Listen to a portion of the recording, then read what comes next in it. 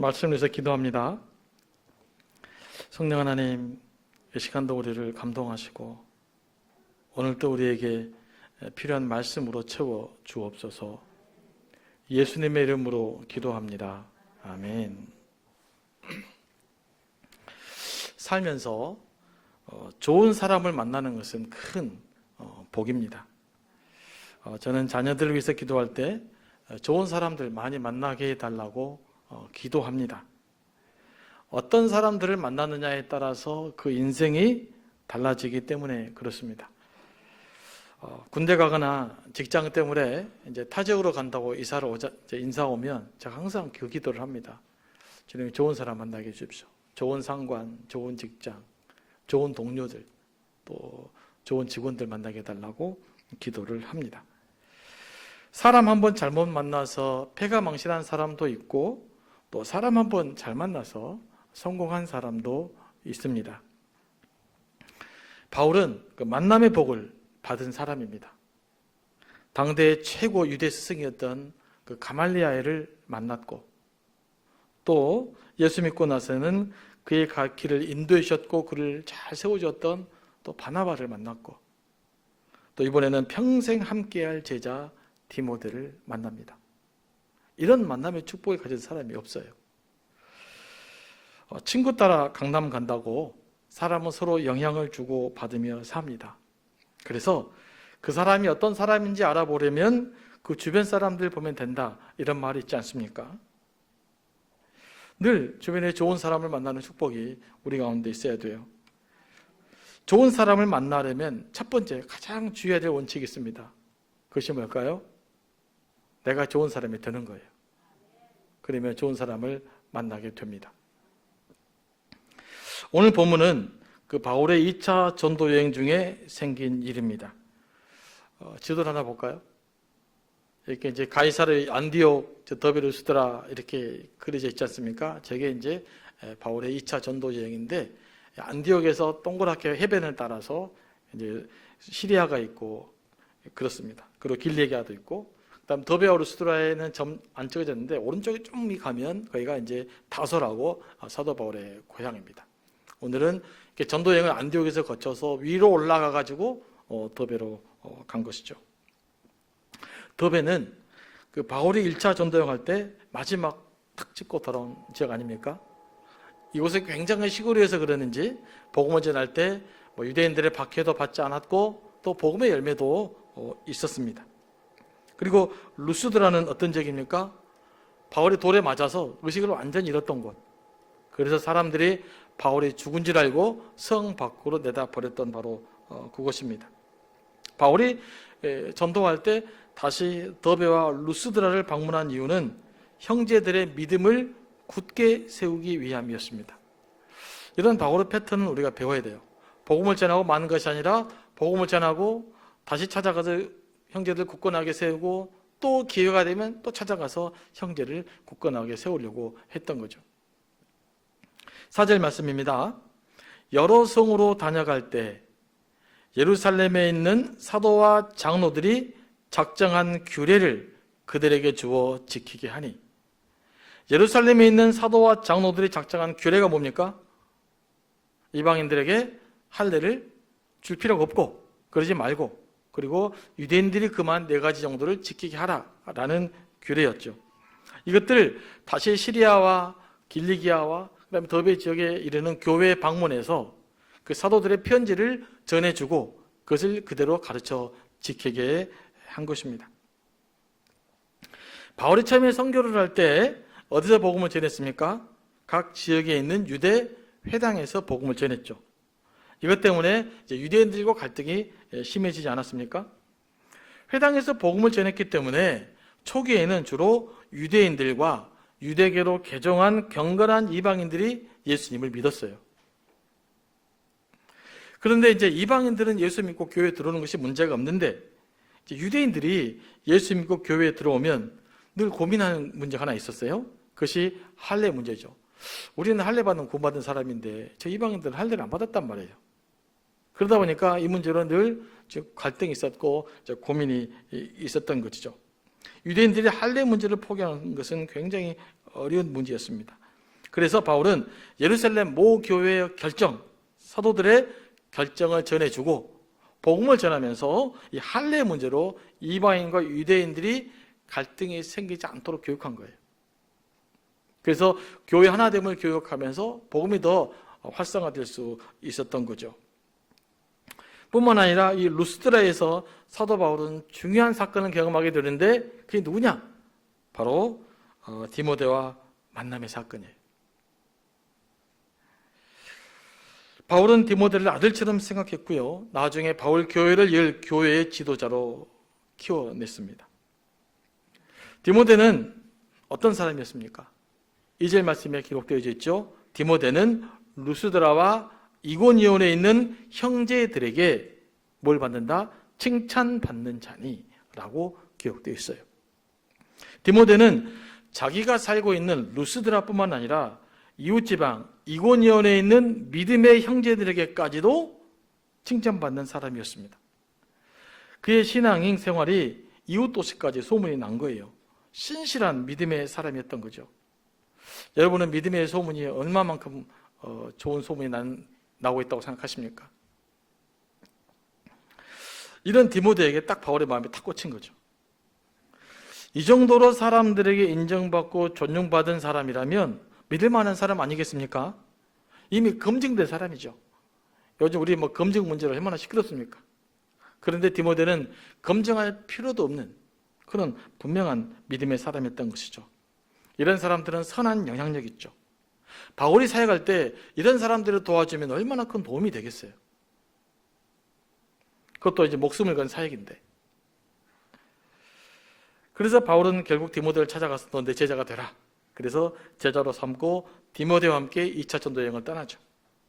그리고 또 초대교회의 지도자로 세웠습니다.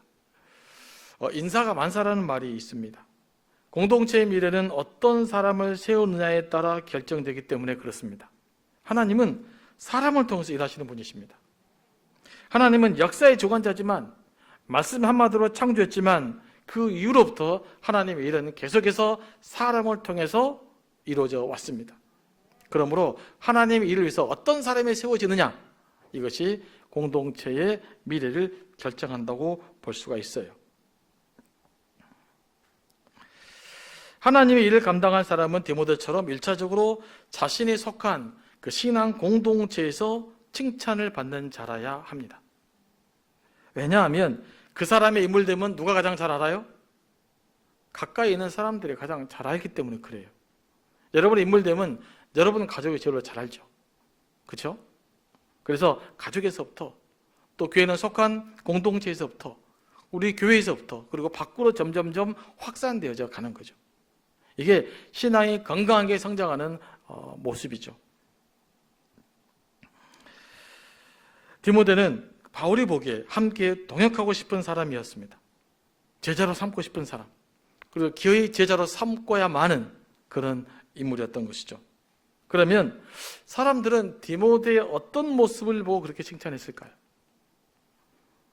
디모데후서 1장 4절 5절 보면 기록되어져 있는데 바울은 디모데를 향해서 이렇게 말합니다.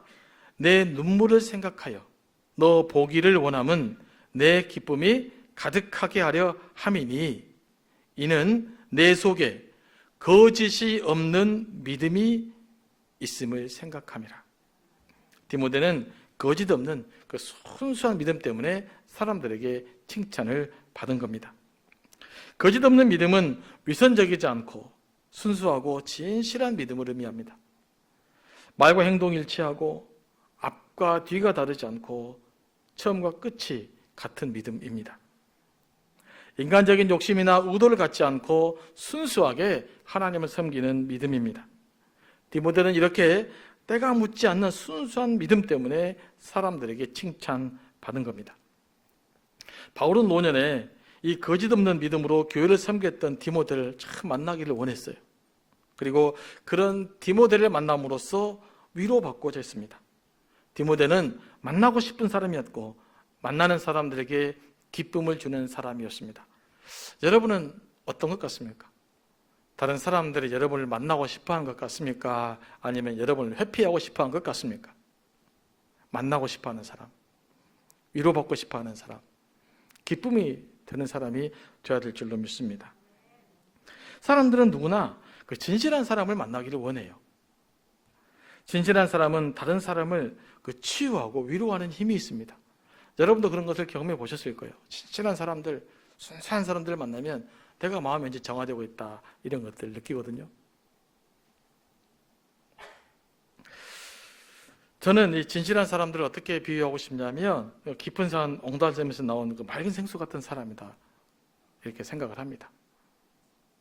때묻지 않는, 물이 그대로 나온 걸 잘 보존해 있는 그 물은 물맛도 좋고 시원하게 만들고 몸에 더 좋습니다.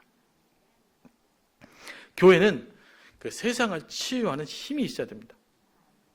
그러기 위해서 필요한 것은 세상적인 힘과 권력이 아닙니다. 돈으로 세상을 치유할 수 없습니다. 세상이 우리에게 원하는 것, 세상을 치유할 수 있는 것은 거짓 없는 믿음, 마음의 진실함이 있어야 돼요. 마음이 맑고 순수한 사람들이 있어야 됩니다.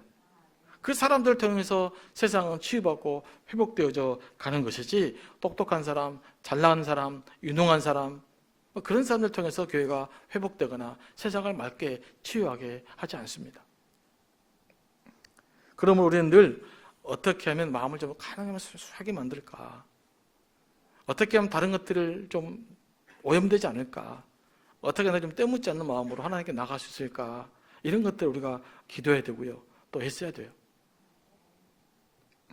우리는 그럼 어떻게 거짓 없는 믿음, 그 마음의 순수함을 유지할 수 있을까요?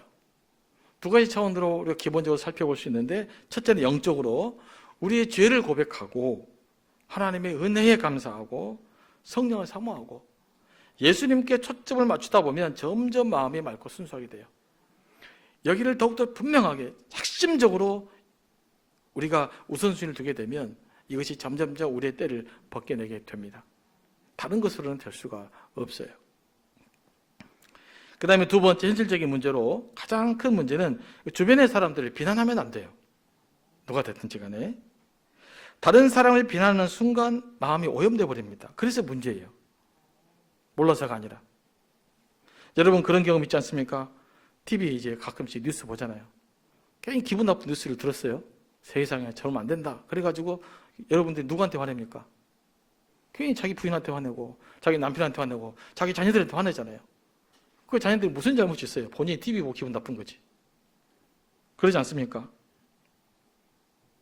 그래서 우리가 이 비판하는 걸 주의해야 돼요. 자칫하면 내가 오염돼 버려요. 내가. 어떤 사람들은 자신이 솔직하다고 말하면서 막 상대방의 잘못을 들춰내고 비난하는 사람이 있어요. 이건 진실일까요? 이건 진실함이 아니에요. 이건 오만하고 교만한 것입니다.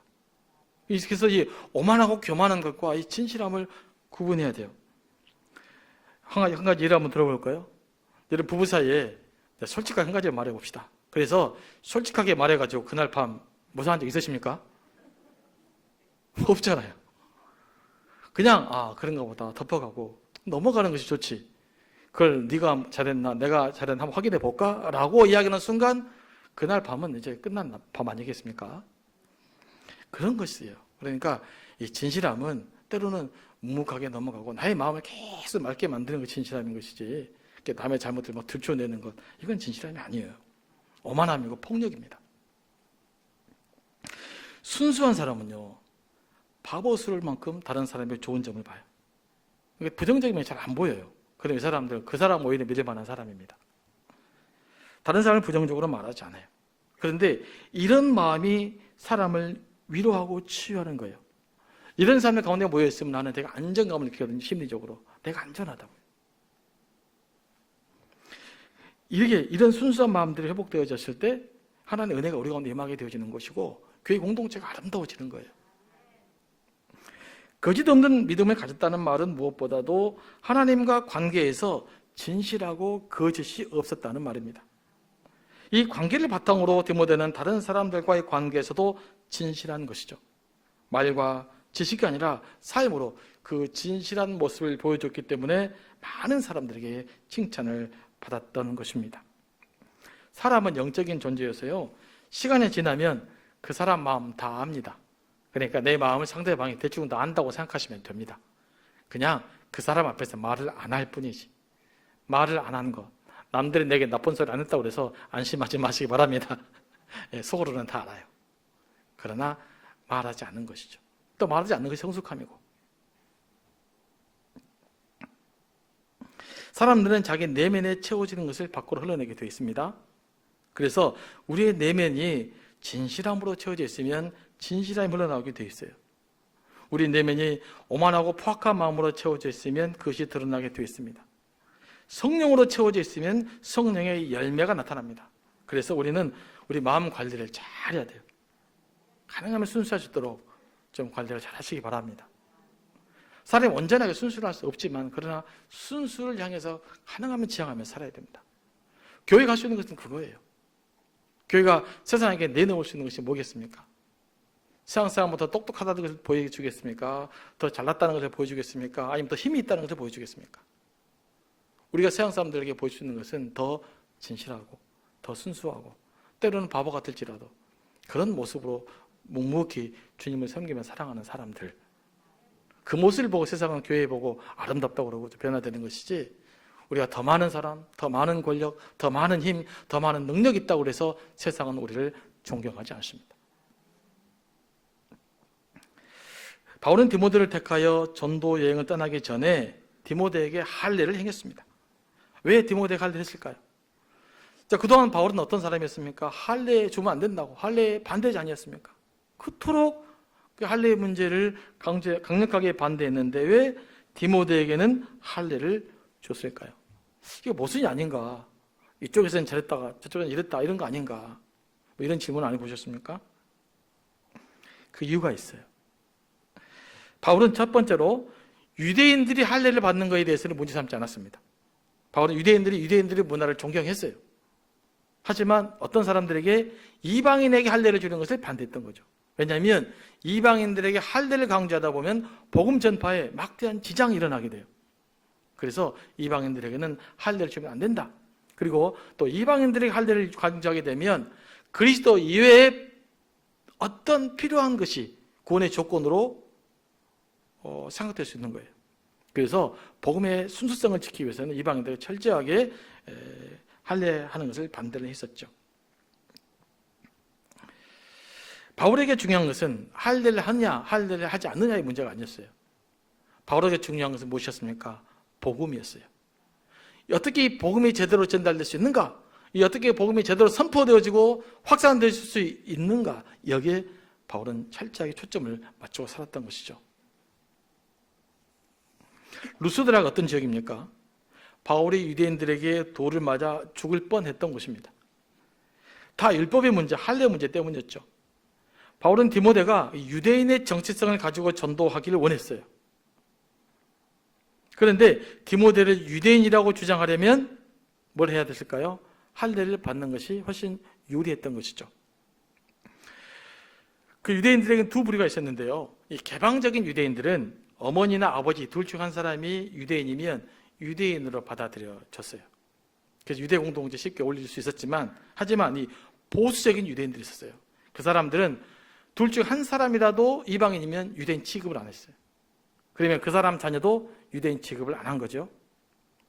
만약에 디모데가 할례를 받지 않게 되면 어떤 사람들에게 문제가 일어나게 됩니까? 이 보수적인 유대인들에게 문제가 생겨요. 그러면 이 보수적인 유대인들에게 유대인으로 소개하고 다니려면 뭐가 필요했을까요? 할례를 받아야 했던 거죠. 만약에 디모데가 할례를 받지 않으면 굉장히 시끄러웠을 거예요. 네가 유대인이냐 아니냐, 뭐 복음이 그러냐 마르냐. 그렇게 되면 디모데 자체가 이슈가 되어버릴 수가 있어요. 디모데 자체가. 그러면 이 디모데라는 이슈가 복음의 이슈를 서로 잡아먹어볼 수 있어요. 그래서 바울은 이것들을 철저하게 정리를 해버린 거예요. 나중에 유대인들에게 복음을 전할 때 핍박도 안 받고 유대인들의 거부감도 없이 또 이방인들에게도 복음을 잘 전할 수 있는 미래 교회의 지도자, 미래 교회의 지도자로 키우기 위해서 그동안 그 소모적인 부분, 어떤 논쟁들이 일어날 수 있는 소지를 아예 없애버린 거죠. 그래서 디모데에게 할례를 행했습니다. 바울은 할례가 복음의 걸림돌이 되었을 때는 강력하게 반대했습니다. 그러나 이 복음을 전하는데 유리할 때는 또 수용을 했어요. 그러니까 바울은 이 할례 문제를 디모데 할례의 문제는 그 전략적인 선택을 한 거예요. 우리에게도 좀 이런 유연성이 있어야 됩니다. 진리는 완고한 것이 아니에요. 몇 가지를 붙들고 끝까지 진리라고 주장하다. 이건 절대로 변함이 없다. 이건 예수 그리스도 복음밖에 십자가 복음밖에 없어요. 이거 말고는 절대로 주장할 것이 없습니다. 완고하면 완고할수록 진리에 가깝지 않아요. 진리는 유연성이 있어요. 수용성이 있다고요. 그러니까 뿌리는 흔들리지 않지만 다양하게 수용할 수 있는 수용성이 클수록 진리에 가까운 겁니다. 예를 한번 들어볼까요? 자, 제가 어떤 이야기를 합니다. 우리가 진리라고 믿는데 저 혼자만 진리라고 믿고 여러분들이 다 반대를 해요. 그럼 그게 진리일까요? 진리가 아닐까요? 진리가 아닐 가망성이 훨씬 더 많아요. 그렇지 않아요? 그렇기 때문에 진리는 완고하다. 이런 것은 진리일 가망성이 별로 없어요. 진리일수록 본질은 뿌리에 깊이 박혀있지만 나머지는 수용성이 굉장히 클수록 내가 더 진리에 가까운 사람이라는 것을 우리가 기억해야 됩니다. 고린도전서 19장에서 바울은 이렇게 이야기합니다. 내가 유대인에게는 유대인이 되고 내가 헬라인에게는 헬라인이 되고 내가 연약한 자에게는 연약한 자가 되고 다양한 사람들에게는 다양한 사람의 모습으로 그들과 함께한다라고 이야기하잖아요. 이것이 뭡니까? 바울이 우유부단한 사람입니까? 바울이 이런저런 치우친 사람이에요? 그렇지 않아요. 바울은 복음에 대한 분명한 확신이 있었지만 그 이외에 다른 것들은 넓게 수용해 감으로써 선교적 역량을 강화했던 것이죠. 우리에게도 이런 것이 필요하다는 말입니다. 제가 한번 예를 한번 더 들어보겠습니다. 기도할 때 그 침묵 기도하신 분이 있어요. 어떤 분은 통성 기도하신 분이 있어요. 어떤 분은 방언 기도하신 분이 있어요. 여러분, 어떤 기도가 가장 좋은 기도입니까? 침묵이요? 통성 기도요? 방언을 해야 되나요? 그러지 않아요. 내가 주님을 가장 깊이 만날 수 있는 기도하면 됩니다. 나머지는 수용할 수 있어야 되는 거 아니겠어요? 근데 어떤 분들은 이건 뭐 방언을 안 하면 뜨겁지 않다. 또 방언 한 사람 저건 잘못된 기도다. 통성 기도는 뭔 기도 이렇게 시끄럽게 하냐. 또 통성 기도하는 사람 저 사람 맨날 자냐. 그건 굉장히 교만하고 오만한 거란 말이죠. 이게 예를 한번 들어본 겁니다. 그러면 공동체성을 살리려면 어떻게 하는 게 가장 좋을까요? 이 자리에 탁 참석했는데 다 침묵으로 깊이 기도하겠어요.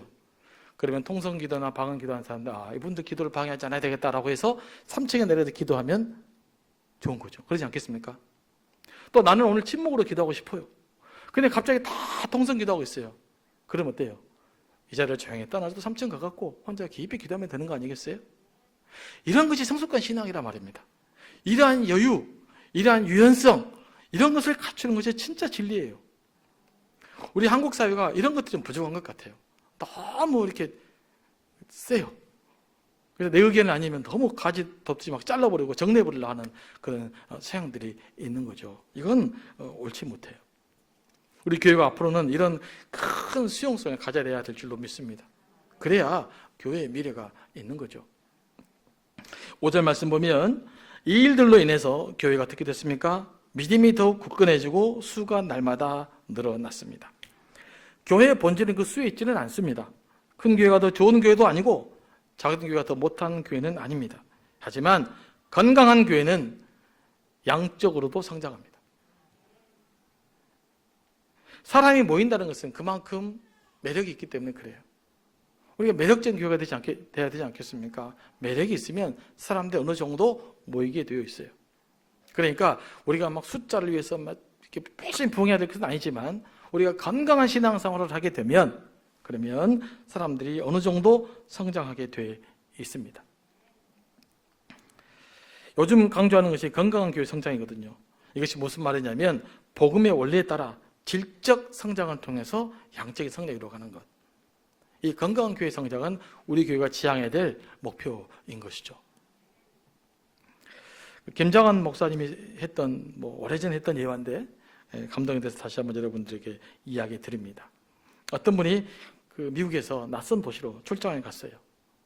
때마침 주일인지라 가까운 교회로 예배를 드리기 위해서 호텔 문을 나섰는데 교회가 보이지 않아요. 그런데 미국에서는 경찰들이 주일날 교회 안내를 많이 합니다. 주변에 보니까 경찰이 한 사람이 있어요. 그래서 그 사람을 찾아가서 말합니다. 나 오늘 예배를 드리고 싶은데 좋은 교회 하나 소개시켜 주세요. 그랬더니 경찰이 한 곳을 소개시켜 주는데 좀 멀어요. 그래서 하필 왜 이렇게 먼 교회를 소개시켜 주냐고 말합니다. 그러자 경찰이 말하며 저는 교회를 다니지 않습니다. 어떤 교회가 좋은 교회인지 솔직히 잘 몰라요. 그런데 제가 일요일마다 이곳에서 교통 정리를 합니다. 그런데 그 교회에서 예배를 마치고 나온 사람들의 얼굴 표정이 유난히 밝고 행복해 보입니다. 그래서 제가 생각에는 그 교회가 가장 좋은 교회인 것 같습니다. 여러분, 교회가 아름답고 은혜가 풍성하면요, 그 소문이 조금씩 사람들에게 나게 돼 있습니다. 그래서 교회가 성장하는 것, 그건 매우 아름다운 일이죠. 우리 교회도 이렇게 소문난 교회 되어져서 점점점 성장하고 하나님께 영광을 돌리며 복음 사역을 잘 감당하는 또 저와 여러분 되기를 원합니다.